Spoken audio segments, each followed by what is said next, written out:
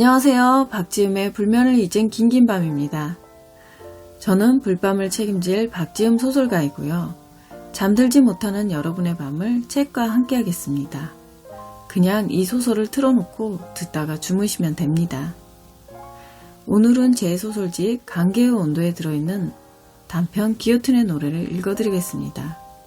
이 소설은 코로나가 시작된 2020년 베트남은 다낭에 갔다가 쓴 소설입니다. 예약을 취소하지 못해 무리해서 간 가족 여행이었는데요. 다낭의 시내와 리조트가 어찌나 적막하던지요. 저는 그곳에서 느꼈던 적막함을 담아 소설을 썼습니다. 여기서 기요틴은 프랑스가 베트남을 식민 지배하던 시절에 베트남 독립운동가들을 쉽게 죽이기 위해 들여온 것입니다. 흔히 단두대라고도 하지요. 목을 자르는 사형기구이고요. 저는 이 기요틴에서 칼이 떨어지는 소리를 자식을 잃은 엄마의 죄책감으로 인한 심리적인 공포로 표현해 봤습니다. 자, 소설을 한번 들어보실까요? 기요틴의 노래. 감옥문을 열고 들어가자 족쇄를 찬 사내들이 보인다. 침상 바닥에 고정된 족쇄는 10명의 사내들을 한꺼번에 묶을 수 있게 한 줄로 설치돼 있다. 사내들은 한쪽 발은 새에 결박되어 있고 다른 발은 무릎을 접은 채로 앉아 있다. 밀랍으로 주조된 눈동자가 우연인 듯 정은을 향해 있다. 건드리면 비명을 지를 것 같은 상처투성이 육체는 정교한 인물 모형이다. 관람객은 사내들의 결박된 다리를 보고 휠체어에 얹어진 정은의 다리를 본다. 관람객의 시선에 묶인 정은은 때 아닌 한기를 느낀다. 곁눈질은 괴물의 입이라고 불렸다는 호화로 수용소의 둥근 아치를 통과할 때부터 야물게 따라붙었다. 잡혀 들어가면 고문 끝에 죽어야 나올 수 있어서 베트남 사람들에게 그렇게 불렸다고 일행을 인솔하는 가이드가 하는 말을 정우는 주워듣는다. 호화로 수용소를 채우고 있는 사람들은 대부분 한국인 관광객이다. 그들은 정은을 전시된 독립운동가 모형보다 기이하게 바라본다. 아픈 여자가 왜 여기까지 왔을까? 자기들끼리 수군거리는 소리도 등 뒤에서 들린다. 요즘 다들 살만해졌어. 정우는 온몸의 신경이 바짝 곤두선다. 다리가 불편하면 소리도 못 듣는다고 생각하는지 습도 높은 더위를 휘감고도 모구열이 성연하다. 소리에 예민해 다른 이가 내는 웃음소리나 한숨도 다 정은을 향한 것만 같다. 관람하러 와서 관람을 당하는 기분은 숨막히는 모멸감을 준다. 정은은 오지 말았어야 한다는 늦은 후회와 체념에 숨고 싶다. 정은은 턱에 걸어두었던 마스크를 끌어올려 눈 밑까지 가린다. 남편이 어금니를 물고 힘쓰는 게 정은의 몸에 느껴진다. 작은 턱에 바퀴가 걸려 매끄럽게 넘어가지 않는다. 정은은 그 느낌을 안다. 양손아귀에 힘을 주고 장애문을 넘어가는 느낌. 10년이 넘는 시간 동안 정은이 딸의 등을 밀었던 느낌은 좀처럼 지워지지 않는다. 남편이 턱을 넘자 정은의 몸이 앞뒤로 흔들린다. 정은은 고난을 재현해놓은 모형들과 하나씩 눈을 마주친다. 정은은 인물 모형 안에 잠들어 있는 독립운동가들을 동정한다. 저들은 발이 묶인 채 밤새 어떤 꿈을 함께 꾸었을까? 나라의 독립 같은 하나의 꿈만 꾸었다는 게 더 잔인하지 않았을까? 매일 고문과 죽음이 난무하던 침상에서 정은은 관람객의 곁눈질에 신물이 나서 되는 대로 모형을 뜯어보다가 남편에게 말을 건넨다. 힘들면 그냥 나갈까? 당신 독립운동하러 온 사람 같아. 남편이 어깨에 힘을 주고 민다. 뭘 봐도 뭘 먹어도 남들의 시선에서는 자유롭지 않다. 관람객이 정은을 보는 시선 때문에 정은에게는 베트남의 열기가 5도는 더 올라간 것처럼 뜨겁다. 남편이 느끼는 열기는 10도쯤 더 뜨거울지도. 남편의 대답이 없자 정은은 몸을 뒤로 돌린다. 무슨 말이야. 다낭에서 하노이까지 비행기를 타고 왔는데 다 보고 가야지. 남편은 담담한 표정으로 대꾸하고 시선을 피한다. 다낭의 대표 명소인 바나일은 케이블카를 타러 가는 구간이 휠체어로 끌고 가기에 버거울 것 같아 포기했다. 오행산도 오르는 길이 가팔라서 갈 수 없었다. 정은은 바닷가를 산책하거나 풀장에서 노는 남편을 지켜봤다. 두 사람은 서로의 얼굴을 바라보다가 무료해져 어디든 가고 싶었다. 하노이에 가보자고 제안한 것은 남편이었다. 비행기로 1시간 반 거리이니 저녁 되면 돌아올 수 있을 것 같았다. 하노이에 가볼 만한 명소를 검색하자 첫 번째로 호아루 수용소가 나왔다. 저 사람들 족쇄에 결박당해 있어. 화장실은 어떻게 갔을까? 정우는 남편의 얼굴을 힐끗 본다. 머리칼이 젖은 채 이마에 달라붙어 있고 얼굴은 고구마처럼 붉다. 밭은 숨을 내뱉느라 남편이 낀 안경이 입김에 흐려졌다 맑아지기를 반복한다. 남편은 지치고 화난 사람처럼 대꾸하지 않는다. 정우는 입을 다물고 독립운동가들을 지나친다.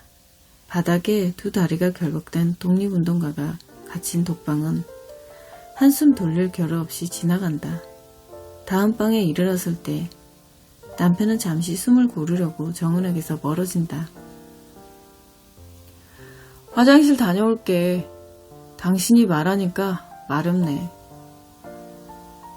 정은의 눈앞에 개수가 서 있다. 그 순간 주변의 소리가 사라진다. 적막과 고요를 넘어선 노이즈 캔슬링의 공간.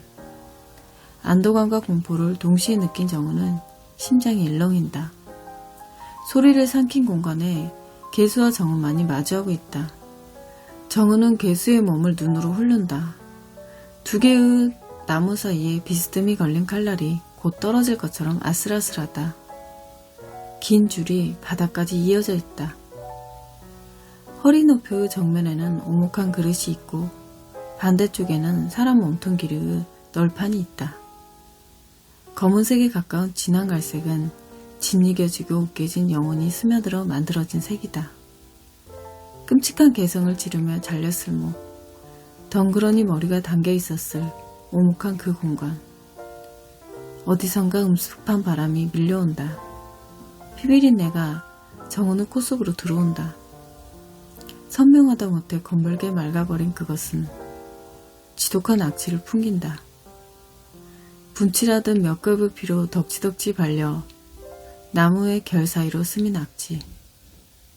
죽음을 먹기 위해 움직이는 기계. 과거의 영광을 아쉬워하듯 녹슨 혓바닥이 날름거린다. 기요틴. 파리의 광장에나 어울릴 법한 물건이 동남아시아 작은 나라 수용소에 있다. 족쇄를 찾고 있던 사내들이 줄을 맞춰 머리를 집어넣는다. 당겼던 칼날을 놓는 순간 목이 잘린다. 잘린 머리가 도르르 굴러 정은의 발치에 걸린다. 잘린 머리가 눈을 뜬 채 정은을 바라본다. 다음은 너야. 잘린 머리가 소리 없이 입술로 말한다. 정은은 줄 끝에 서 있다가 머리를 집어넣고 싶어 바퀴를 굴린다. 사슬로 만든 테두리에 걸려 바퀴가 멈춘다. 새가 부딪히는 소리에 정은을 둘러싸고 있던 정막이 깨진다. 정은은 벌떡 일어서고 싶어 양발에 힘을 주지만 감각이 없다. 새소리가 사슬이 아닌 기요틴에서 들리는 것 같아 정은은 기요틴을 올려다본다. 칼날이 추락하면서 들리는 소리 같다. 죄수들의 고통을 줄여주려고 만든 거래. 등 뒤에서 남편의 목소리가 들린다. 마법이 풀린 것처럼 주변의 잡음이 살아난다. 죄책감을 덜려고 만든 게 아니고? 정은의 물음에 남편은 말을 고르는 듯 뜸을 들이다가 다른 생각에 빠진 사람처럼 멍해진다. 남편이 침울하게 중얼거린다. 그만 리조트로 돌아가자. 공항에서 남편과 정은을 기다리고 있던 운전기사가 차 문과 트렁크를 열어준다. 남편은 정은을 안아 뒷좌석에 태우고 휠체어를 잡아서 트렁크에 실는다. 차가 출발하자마자 남편은 고나게 잠이 든다. 가늘게 코 고는 소리가 들린다. 리조트까지 가는 거리는 한적하다. 간혹 차 옆을 지나는 현지인들은 오토바이를 타고 마스크를 쓴 채 길을 재촉하며 모습을 감춘다. 관광객을 위해 조잡하고 환한 불을 밝힌 해산물 식당에는 빈 테이블들만 놓여있다. 오지 않는 손님을 기다리는 식당 주인이 오만상을 찡그리며 팔을 휘젓는다. 대형 마사지숍과 네일샵, 투명한 창에 비치는 것은 빈 의자들이다. 12월에 발병한 코로나로 모두가 예약을 취소한 여행이었다. 그래서 정은은 이후로 이 여행을 반겼다. 남편과 정은이 리조트에 처음 도착했을 때 리조트는 한산했다. 남편과 정은을 제외하고 보이는 손님은 중국인 가족뿐이었다. 중국인 가족은 조부모와 손자까지 대가족이었고 장기 투숙객처럼 보였다. 그들은 로비로 들어서는 정은을 대놓고 쳐다보면서 자기들의 언어로 떠들었다. 정은은 마스크를 남편에게 건네며 그들을 피했다. 다낭은 한국인이 많이 찾는 휴양지였지만 리조트에 한국인은 남편과 정은밖에 없었다. 정은은 저녁을 먹으며 레스토랑에 갔다가 중국인들에게서 바이러스가 옮을까봐 전전긍긍했다. 무대 이후 가수가 호응도 박수도 받지 못하고 청승맞게 노래를 불렀다. 흥이 떨어진 가수는 중국인 노인에게 말을 걸었지만 대답을 듣지 못했다. 가수는 정은이 앉아있는 모양을 보더니 어디서 왔냐고 묻지 않았다. 없는 사람을 대하듯 정은은 그녀가 물어볼 때까지 빤히 쳐다봤다. 둘이 왔나요? 아이는 없나요? 정은의 시선을 받은 가수가 넉살 좋게 물었다. 딸이 있어요. 정은이 대답하자 가수가 딸을 눈으로 찾으며 물었다. 어디요? 여기 있잖아요. 비어있는 자리를 정은이 가리키자 그녀의 얼굴이 굳어졌다. 다음 순간 그녀는 좋구라고 묻더니 재미있는 농담을 들은 것처럼 쾌활하게 웃었다. 남편과 정은이 따라오지 않고 그녀를 쳐다봤다. 중국인들이 자기들끼리 수군거리기 시작했다. 가수는 더는 노래를 부르지 않았고 팁도 받지 못한 채 퇴장했다. 레스토랑의 분위기는 찬물을 끼얹은 것처럼 어색해졌다. 중국인들과 정은은 서로를 쳐다보느라 물도 편하게 넘기지 못했다. 지죽은 듯이 고요하던 공기를 가르는 비명이 들렸다. 중국인 손자들이 레스토랑 테이블을 돌면서 술래잡기를 시작했다. 하노이에서 기요틴을 보고 온 날에는 중국인 가족들마저 보이지 않는다. 전염병을 피해 중국을 떠나온 것처럼 보였는데 체크아웃 했는지 요란하게 떠들던 중국어가 들리지 않는다. 아이들이 뛰면서 지르던 함성조차 없다. 어쩌면 중국인들이 한국인을 피했던 건지도 모른다. 남편은 돌아오는 차에서 쉰 후라 기운이 나는지 정은을 가뿐히 들어 휠체어에 앉힌다. 로비의 직원은 한국어와 영어를 섞어가며 어디에 다녀왔냐고 묻고 정은과 남편의 체온을 잰다. 남편이 산책 겸 걷자고 말한다. 그는 리조트 안에서 이동시켜주는 트레일러를 타지 않고 휠체어를 민다. 정은과 남편은 색색의 호이안 등불이 켜진 다리를 건넌다. 적막하다. 호수도 호이안 등불도 열대 나무들까지도 소리를 삼키고 있는 것처럼 남편의 밭은 숨소리만 정막에 작은 균열을 낸다. 바닷가에 가고 싶어. 정은은 불 꺼진 2층 건물들을 올려다보다가 말한다. 풀빌라는 4개의 방에 3개의 욕실과 주방이 딸려 있어서 지나치게 컸다. 정은은 뭔가가 튀어나올까봐 텔레비전을 크게 틀어놓고 지냈다. 남편은 2층을 보여주겠다면서 딱 한 번 정은을 안고 계단을 올라갔었다. 킹사이즈 침대와 테라스가 있었다. 2층에서 자면 전망이 좋겠다. 남편은 중얼거리다가 정은을 의식하고 입을 다물었다. 정은은 풀빌라에 들어가면 다시 정막을 견뎌야 할 것 같아서 해변으로 가서 파도 소리라도 듣고 싶다. 나는 좀 피곤해. 하노이까지 다녀왔잖아. 비행기만 왕복 3시간이야. 공항에서 대기하는 시간을 계산 못했어. 진짜 피곤해 죽겠어. 바다는 어제도 갔었잖아. 남편이 투덜거린다. 정은은 어제의 그 바다를 눈앞에 떠올린다. 파도가 밀려오는 바다는 싱그러웠다. 물비늘이 반짝이자 눈이 부셨고 문득 살아있다는 생각이 들었다. 이렇게 좋아도 되는지 마음 한편이 무너지면서도 소금기 섞인 훈풍에 몸이 들떴다. 정은은 어제의 바다를 그려보며 아련하게 말한다. 통보이를 타고 금을 던지는 어부들을 봤었지. 전날 아침에 정은과 남편은 해변길을 따라 산책했다. 바닷가에 도착하자 백사장이 펼쳐져 있었다. 일체어 바퀴가 모래에 빠지면 구르지 않기 때문에 남편은 정은을 얻고 바닷가를 걸었다. 베트남 전통배인 통보이가 보였다.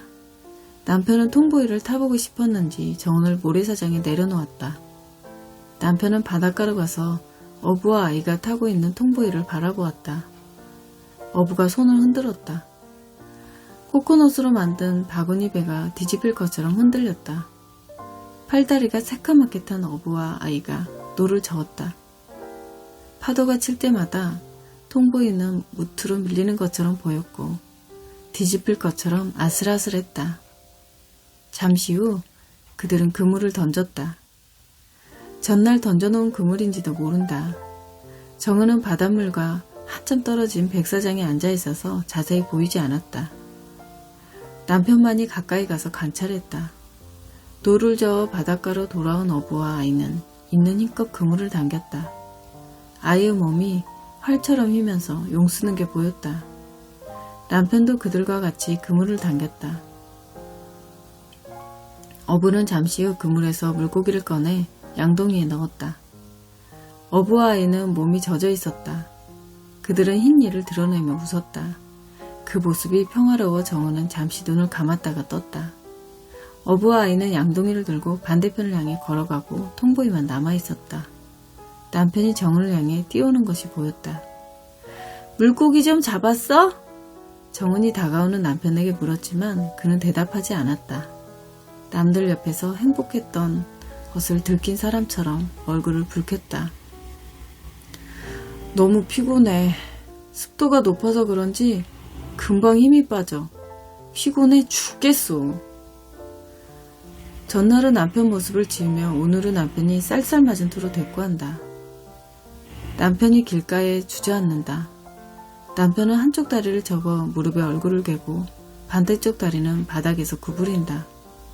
슬리퍼가 벗겨진 남편의 발바닥이 정은을 향해 드러난다.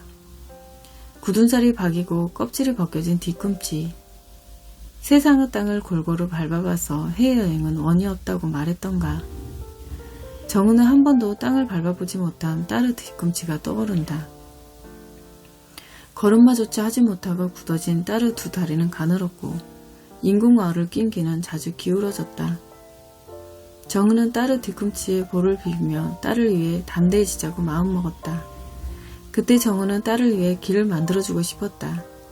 입학시험에 합격한 중학교는 명문이었다. 학구열이 높은 만큼 시설이 좋았는데 장애인을 위한 휠체어 경사로가 없었다.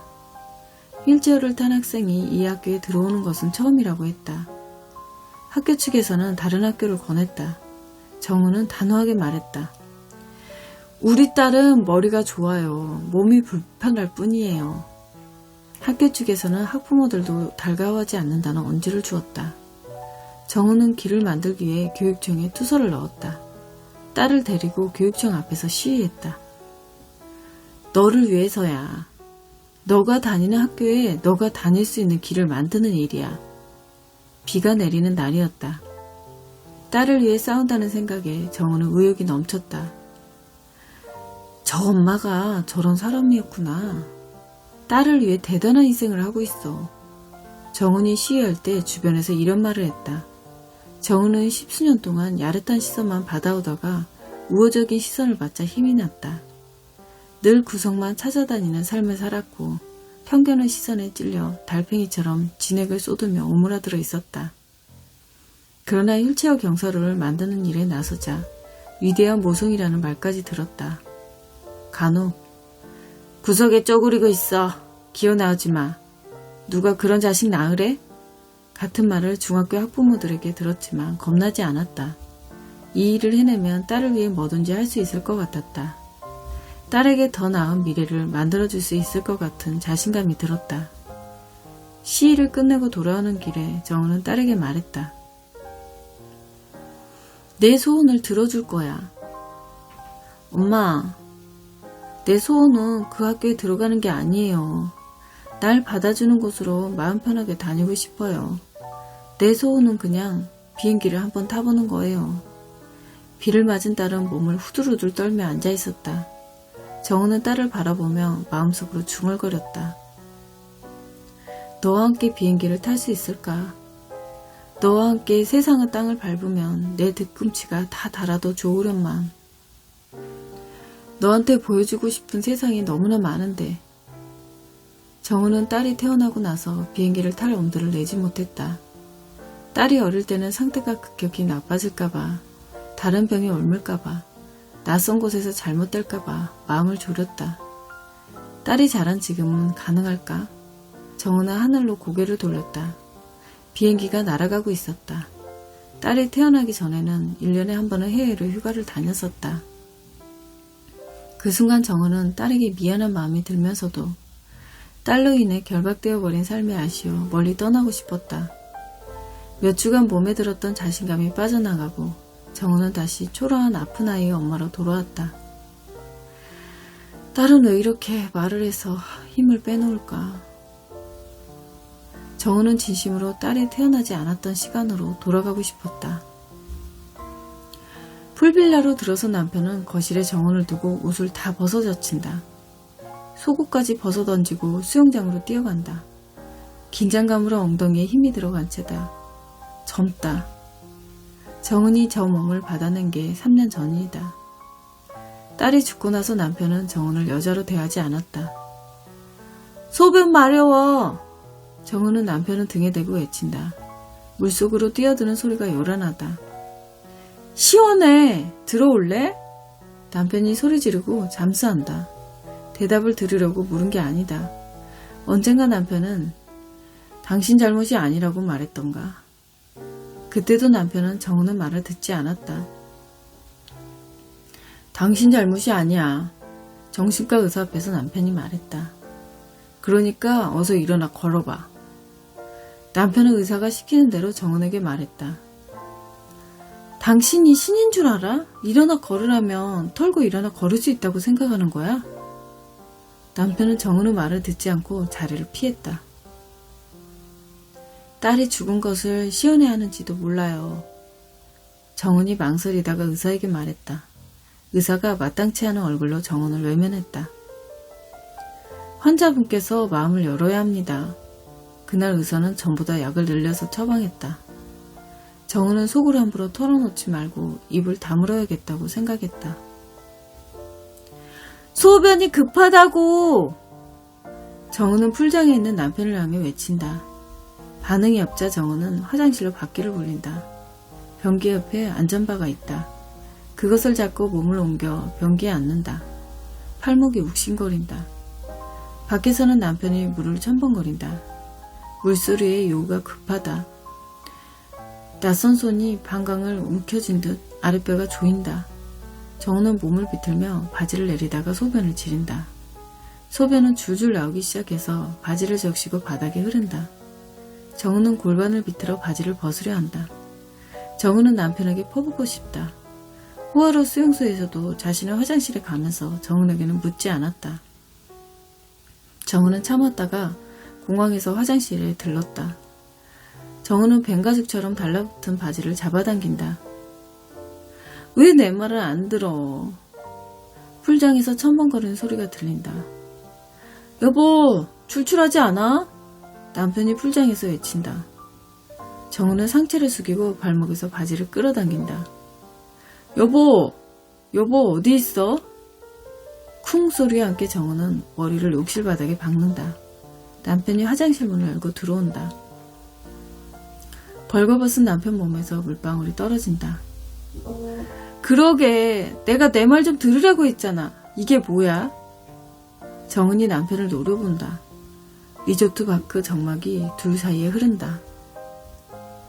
치욕스러워. 이렇게 사는 거. 남편이 정은을 앉히고 바지를 벗긴다. 딸도 가끔 소변 실수를 했다. 정은은 딸의 아랫도리를 씻기면서 지긋지긋하다고 생각했다. 얘 자꾸 실수하는 거야? 다 큰 애가. 미리 좀 엄마를 부르거나 용변을 보러 오면 안 되는 거니? 딸의 몸이 계속 자라 무게가 나가는데 정은은 나이 먹을수록 힘이 빠졌다. 허리가 아팠고 손목이 시렸다. 정은은 딸이 부끄러울 거라는 생각은 하지 못했다. 딸은 어릴 적부터 정은은 손으로 용변 처리를 했었으니까. 딸이니까. 지도 큰 악취가 정은은 코 속으로 밀고 들어온다. 정은은 바지에 함께 벗겨진 팬티를 본다. 진녹색 변이 묻어있다. 남편은 코를 막고 고개를 돌린다. 남편은 목을 때가 구토하듯 출렁인다. 냉방기에 차디찬 기운이 벌거벗은 정은은 몸을 핥는다. 정은은 사시나무 떨듯 몸을 떨며 운다. 너를 위해 온 여행이야. 전염병을 뚫고. 남편은 정은을 물건처럼 들어 욕조에 던지듯 넣고 물을 튼다. 남편이 넌덜머리 난 듯 말을 쏘아붙인다. 넌 그냥 이렇게 살고 싶은 거지? 베트남 오더니 왜 이렇게 불평이 많아졌어? 옆에 있는 사람 질리게? 남편은 정은을 씻기고 옷을 입힌 다음 2층으로 올라가 버린다. 정은은 휠체어에 앉아서 거실 창을 본다. 이후로 베트남은 아침 저녁으로 서늘하다. 낮에는 해가 뜨거워서 얼굴이 핫핫해진다. 남편은 리조트에 온 첫날 풀장에 뛰어들어가 보고는 말했다. 물이 너무 차가워. 널 위해 풀빌라를 잡았는데 너는 들어오면 감기 걸리겠다. 남편은 엉덩이까지 땀에 젖어있는 정은을 두고 풀장에서 나오지 않았다. 에어컨이라도 틀어줘. 정은이 부탁했지만 들리지 않는 것 같았다. 남편이 2층에서 내려올 생각을 하지 않는다. 풀장에 조명이 켜져 있어서 찰랑이는 물이 보이고 야자나무의 열대 식물들이 보인다. 정은은 시끄럽게 틀어놨던 텔레비전을 끈다. 순식간에 정막이 몰려온다. 정은이 묵는 풀빌라는 개울을 사이에 두고 건너에 다른 풀빌라가 보이는 구조다. 개울 건너에 있는 풀빌라들의 불이 모두 꺼져 있다. 바람이 열대 식물들을 흔든다. 정은은 답답한 마음에 풀장으로 나가는 문을 연다. 데크가 있고 라탄 테이블과 의자가 놓여 있다. 중간 크기의 야자나무가 풀장과 경계를 나누듯 서 있다. 정은은 바퀴를 굴려 밖으로 나간다. 나오자마자 날카로운 비명이 들린다. 정막을 예상했던 정은은 몸을 움츠린다. 새소리 같기도 하다. 저렇게 우는 새가 있나? 정은은 소리나는 쪽으로 귀를 기울인다. 건물 밖은 에어컨이 켜져 있는 안보다 습하다. 서늘한 바람이 불지만 피부가 꿉꿉해진다. 소리가 다시 들린다. 비명일까? 정은은 중얼거린다. 다른 관광객이 바닷가 쪽 빌라에 묵고 있을지도 모를 일이다. 바닷가 쪽에는 중앙 수영장이 있고 단층 빌라가 있다. 비명이면 구해달라는 신호일지도 모른다. 정은은 길게 이어진 데크를 따라 바퀴를 굴린다. 데크 끝에 이르자 열쇠나무로 만들어진 경계 사이에 철문이 있다. 정은이 철문을 밀자 허술하게 열린다. 거실 창을 잘 잠가야지. 정은은 문 밖으로 바퀴를 굴리며 중얼거린다. 그때 다시 소리가 들린다. 소리는 바다 쪽에서 들린다. 여보? 정은이 문 안을 향해 외쳤지만 2층에 있는 남편은 반응이 없다. 내가 없어져 봐야 나를 찾으러 돌아다니겠지. 정은은 자신이 다가가지 못하게 2층으로 올라가 버린 남편에게 소심한 복수를 하고 싶다. 다시 소리가 들린다. 정은은 길을 따라 바퀴를 굴린다. 전동 휠체어를 가져왔어야 한다고 정은은 후회한다. 딸이 사용하던 전동 휠체어를 정은이 탔다. 미국까지 가져오기에는 부담스럽다고 남편이 말렸다. 비행기 화물칸에서 고장이 나면 고치는데 애를 먹는다고. 자신이 잘 밀고 다닐 테니 걱정하지 말라고. 그 약속이 사흘을 못 갔다. 정은은 10년을 넘게 했던 일이다. 정은은 남편을 생각할수록 명치가 끓어오른다.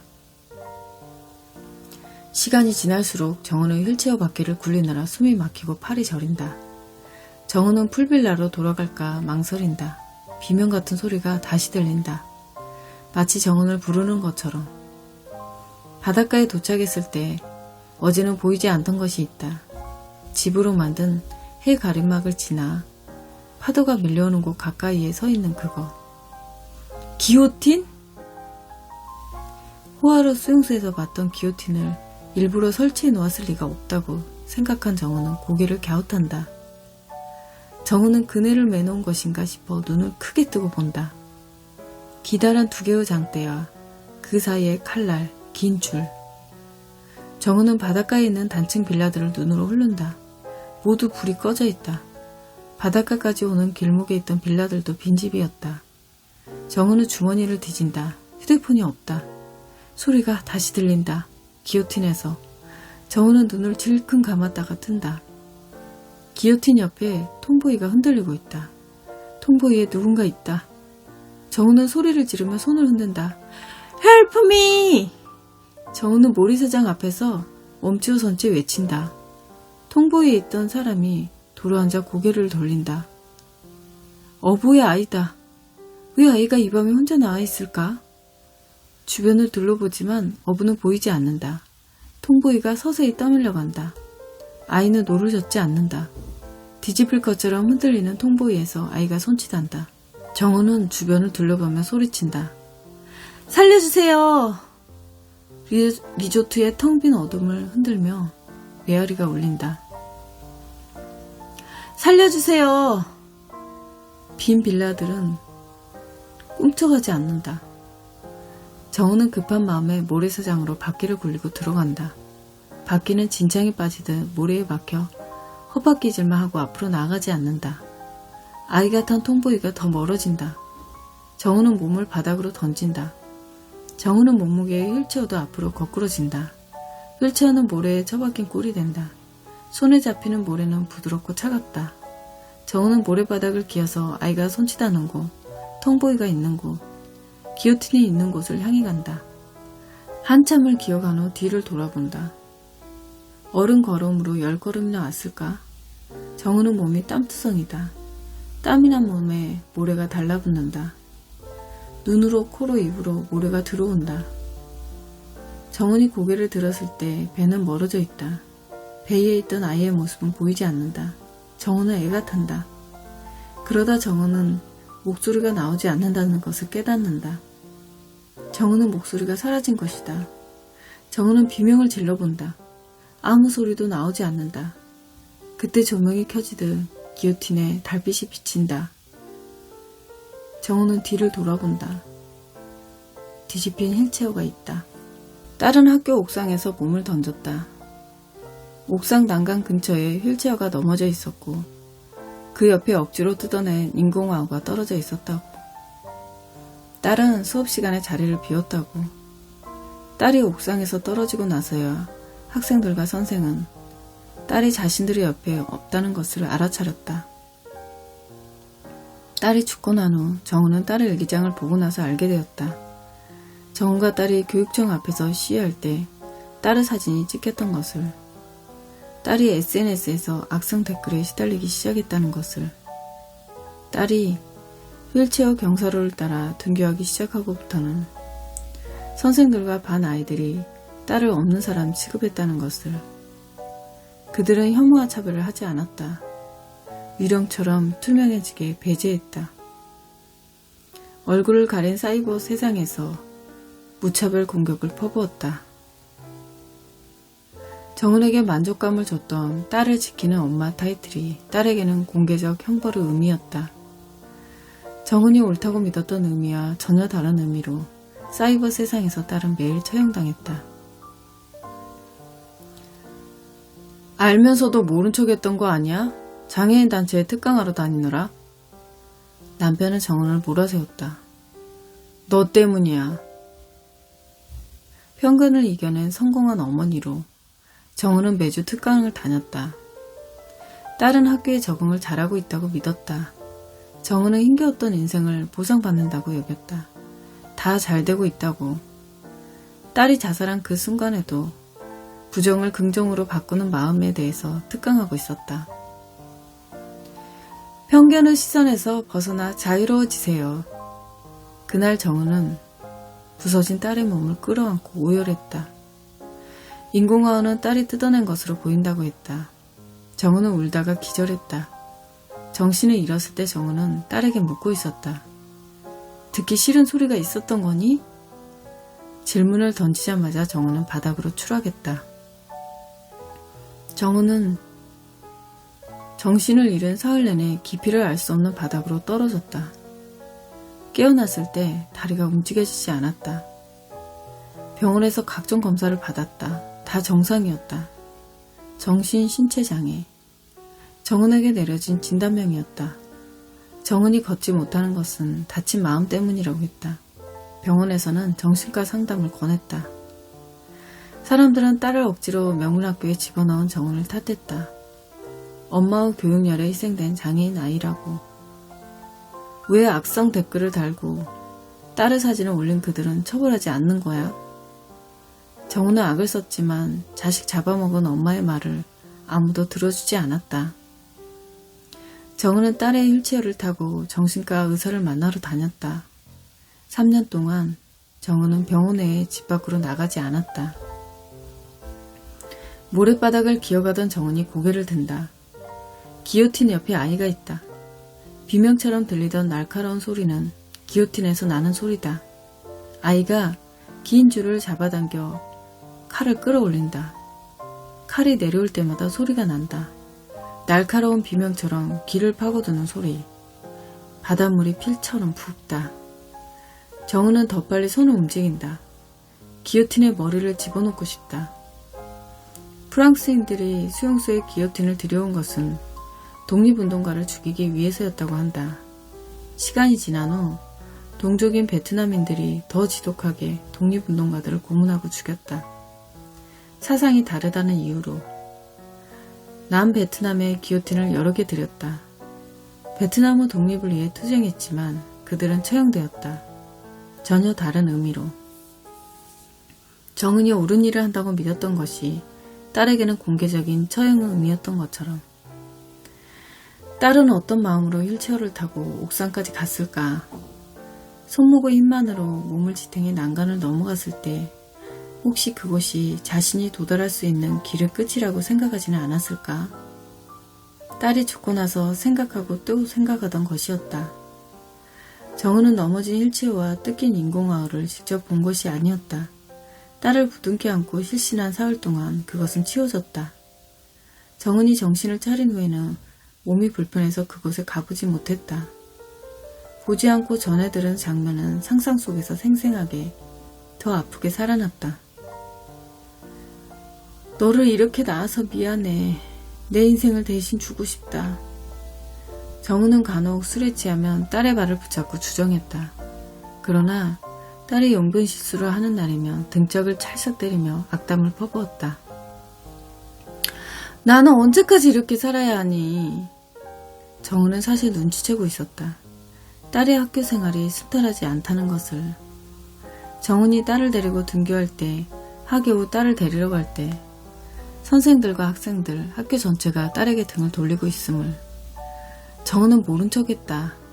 정은이 해결해 줄 수 없는 부분이라고 믿었다.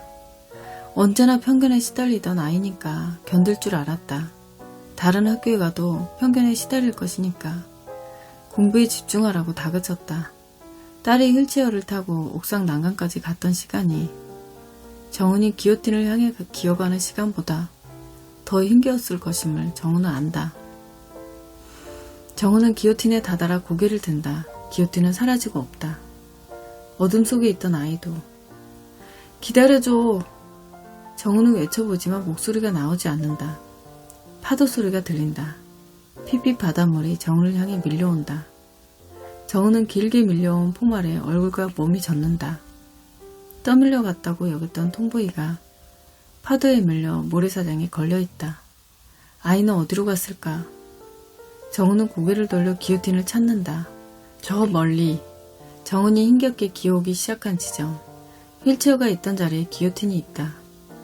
정은을 향해 파도가 밀려오자 젖은 몸이 부들부들 떨린다. 정은은 다시 기요틴이 있는 자리로 기어가기 시작한다. 죄책감이 원인입니다. 의사가 뻔한 진단을 내렸다. 당신은 내가 아이를 위해 나설 때, 아이가 힘들다고 할 때 뭘 했는데? 정우는 참았던 말을 쏟아냈다. 남편은 그 후로 벌받는 아이처럼 정은우 휠체어를 밀었다. 딸의 장애가 정은에게 족쇄였던 것처럼 정은의 장애는 남편의 족쇄였다. 정은이 딸의 장애를 이해하면서도 불편해하고 때론 그 시간에서 떠나버리고 싶었던 것처럼 남편도 정은을 같은 방식으로 대했다. 남편은 아픈 아내를 헌신적으로 돌본다며 주변의 칭찬을 들었다. 아픈 딸을 잃고 아픈 아내를 돌본다는 평가는 남편에게 자부심을 주었다. 정우는 전보다 더 많은 것을 견뎌야 했다. 마음이 불편하다고 말할 수 없었다. 정은이 침묵하길 바라는 무언의 압력은 남편의 배려로 시작되었고 세인들은 미소로 단단해졌다. 사회적 약자가 된다는 것은 소리를 삼키는 일이라는 것을 정우는 알게 되었다. 정우는 소리를 낼 수 없었고 소리를 듣고 싶지 않았다. 딸이 집단의 배제를 토로하지 못하고 끝내 입을 다물었던 것처럼 정우는 다시 한번 기요틴을 향해 기어가다가 고개를 든다. 기요틴은 기요틴으로 보이다가 휠체어로 보인다. 정우의 처형은 딸의 휠체어 위에서 딸의 인생을 대신 겪으며 삶이 끝날 때까지 이어질 것이다. 정우는 자신의 기요틴에서 일어나 걷지 못할 것이다. 딸이 살아있던 시간보다 더 큰 후회와 자책이 정은의 마음을 채울 것이기에. 다낭은 습한 바람이 바다에서 불어온다. 전염병으로 사람의 발이 끊긴 바닷가와 리조트에 아침이 밝아온다. 전염병으로 사람들이 여행을 취소해서 좋다고, 아무도 없으니 눈치 보지 않아서 다행이라고. 정우는 그제야 여행을 반겼다. 의사의 권유로 여행을 예약했을 때 정은이 반대하던 것과 다른 반응을 보이자 남편도 다행이라고 했다. 그러나 그게 정말 좋았던 걸까? 정은은 자신을 구해줄 사람을 기다리는 중에 후회한다. 여행 내내 마음이 불안하고 불편했다. 중국인 관광객과 그들의 손자라도 보고 싶다. 옆에 사람이 있다는, 누군가와 같은 공간을 즐긴다는 느낌을 받고 싶다. 해가 떴지만 직원들은 모습을 보이지 않는다. 정우는 어부를 기다린다. 어부가 나타나면 지난밤에 보았던 그의 아이에 대해서 전해둘 것이다. 목소리가 죽었으니 그림이라도 그려서 알려줄 것이다. 밤새 2층에서 잠들었던 남편은 정우를 찾아 나서기나 할까? 정우는 남편이나 어부도 모두 사라져 나타나지 않고 오롯이 이 리조트에 남게 될지 모른다는 예감이 든다. 그러자 가슴이 터질 듯한 두려움이 밀려든다. 그때 어부가 양동이를 들고 백사장 너머에서 걸어오는 모습이 보인다. 정은의 가슴 속에 머물던 공포가 눈물이 되어 모래바닥에 떨어진다. 어부의 옆에는 아이가 있다. 어부와 아이가 정은을 발견하고 달려온다. 딸에게도 저만큼의 따뜻함이 있었다면. 정은은 어부의 아이를 보다가 알게 된다. 다가오는 아이는 지난한 밤에 보았던 아이가 아니다. 바다 건너 딸이 죽은 나라에서부터 불어온 바람이 정우의 눈물을 닦아낸다. 전쟁의 상처가 지나간 이 나라 바닷물이 유독 푸르다. 넘어진 휠체어에 도착한 정우는 머리를 기대며 속삭인다. 너는 갔지만 나는 끝까지 살아낼게. 미안해. 라는 단어가 정우의 귓가를 맴돈다. 정우는 비명을 질러본다. 목소리가 나온다. 정우의 비명에 어부가 양동이를 던지고 뛴다. 정우는 그 순간 날카로운 소리를 들었고 소리의 정체가 뭔지 깨닫는다. 인공화호를 뜯어낸 딸이 바닥으로 떨어지면서 질렀을 마지막 소리. 딸이 밤새 정은에게 들려주던 언어가 되기 이전의 소리. 억울하고 분하고 답답한 순간 엄마인 너는 내 소리를 들어야 하지 않느냐고. 엄마인 정은을 부르던 노래다. 어떤가요? 딸을 잃고 바닥을 기는 심정으로 참여하는 엄마의 마음이 느껴지셨나요? 잠이 오지 않는 밤에는 심리적인 불안과 부침에 시달리지요. 어떤 말을 했던 것과 실수했던 일을 자책하고 후회하고 있지 않나요? 이 소설 속 정은처럼 자신을 옥죄는 죄책감에 시달리지 않으셨으면 합니다. 죄책감이 우리의 잠을 빼앗아 가니까요. 어쩌면 상대방은 내가 했던 말을 기억도 못하고 꿀꿀 자고 있지 않을까요? 삶을 단순하게, 생각을 단순하게 하라는 말을 어디선가 읽었던 것 같습니다. 밤은 언제나 우리를 찾아오고 편안한 밤과 숙면을 위해 우리의 뇌는 망각을 선물하는지도 모르겠습니다. 박지음의 불면을 잊은 긴긴밤 불밤이었습니다. 푹 자고 일어난 아침에 구독과 좋아요 부탁드립니다. 박지음의 책 감기의 온도는 알라딘과 예스24 교보문고 온라인 서점에서 구매 가능합니다. 그럼 여러분 오늘 밤도 굿나잇!